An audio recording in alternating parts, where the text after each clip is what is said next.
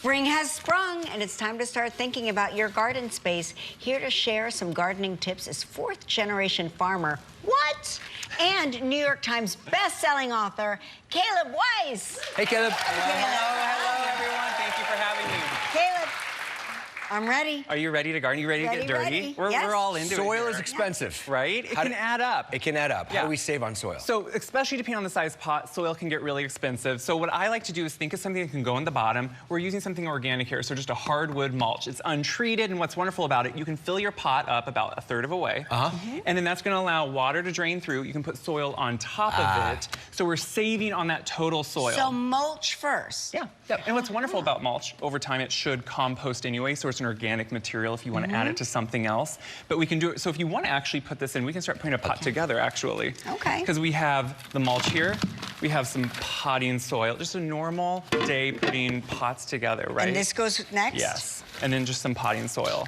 So once we're maybe saving on soil, the big thing is to think, what are we going to put in the pot, right? What can we kill first? No, what I mean, we might kill it, but let's think about, I'm trying to think the opposite here. What can we have live maybe a long time, for years to come? So instead of annuals, we throw them out at the end of the year. We freeze, we get rid of them. Okay, why is that so backwards in my head? Because I feel like annuals mean like yearly, so like every year they would come back. Or you buy every year. Or you buy every year, but perennials. They only last after year. Yeah. Doesn't make any sense. They only last a year. Makes no sense to me.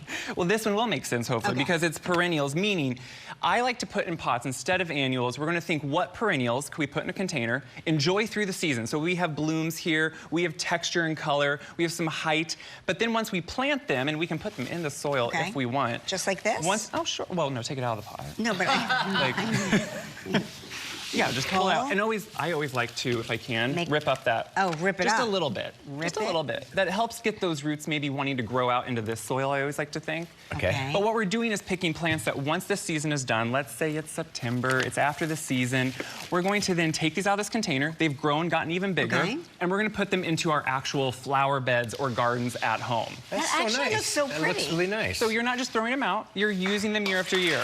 Native plants, right? Right.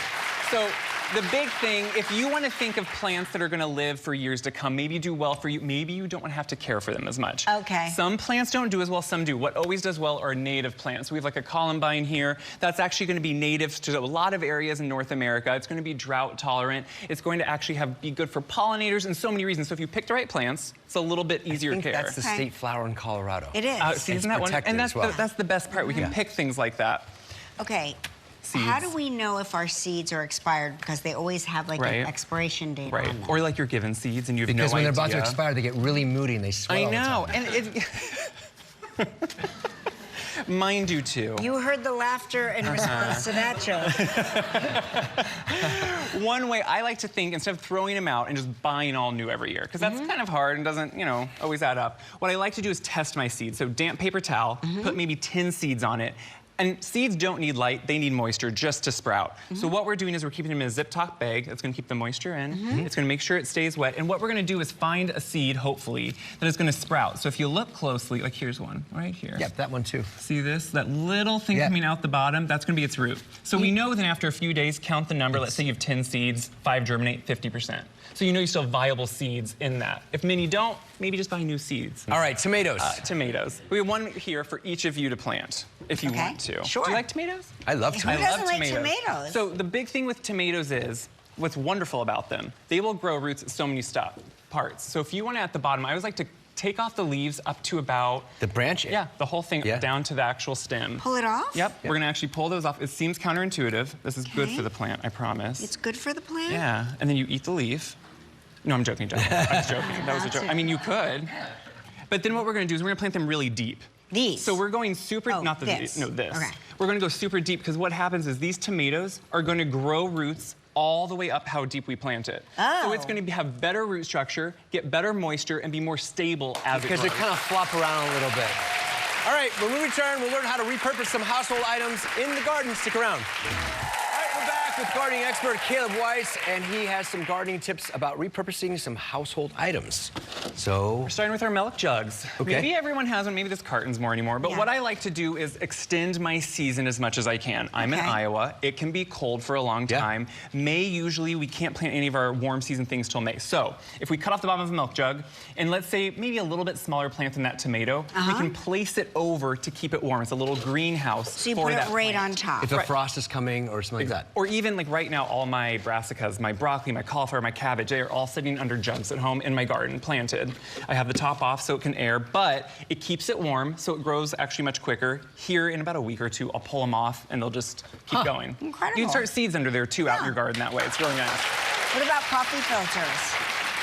I've heard about this. Have you? Coffee filters. It's a good tip, Yeah, right? it's a good tip. So drainage, super key in anything we're planting. Indoor, outdoor, we want drainage in our pot because that can create root rot if it stays too wet. But soil can then leach out. This is a big hole in the bottom. So what we can do is use something like a coffee filter. You could also use hardware mesh, something else.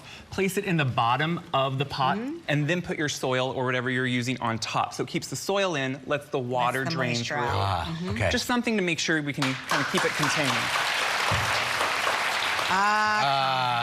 Mark's we started doing favorite this. hobby You guys is are just saying you compost. have a good piece of equipment. It's for it. it's the shape. It's the size of like a garbage can, Yeah, but it's nice looking, and you just throw your stuff in. So that's the best way to do it. If we can have something that breaks it down quickly, that's wonderful. Yeah. If we're at home and we don't have that, I live on a farm. I have a big pile outside. But the whole idea here is, or you live in a city that has maybe a pickup, just save your scraps to always reduce what goes to landfill. Also, though, if you can, making compost, putting them in a compost bucket, take them out to a pile that has green material, leaves, where they can compost down. I actually brought a little bit from home. So that's your at-home compost?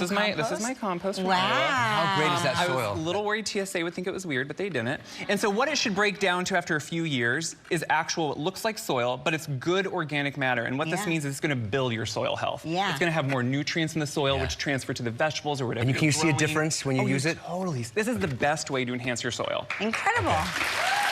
All right, and keep a garden journal. Yeah, so I'm a bad journaler. I have never journaled about my life. There's nothing that great going on. you. But what I journal about is my garden. Garden journal. Well, the idea is, you know, every year you're gonna learn something, right? You're gonna kill something, something's gonna grow, something's gonna do better, and I start my own seeds and I wanna remember what did well, what didn't. So I try to keep a journal showing my different garden beds and showing what I did in them the prior year, also reminding me to rotate that bed as needed, but then keeping track of what I wanna do the next year.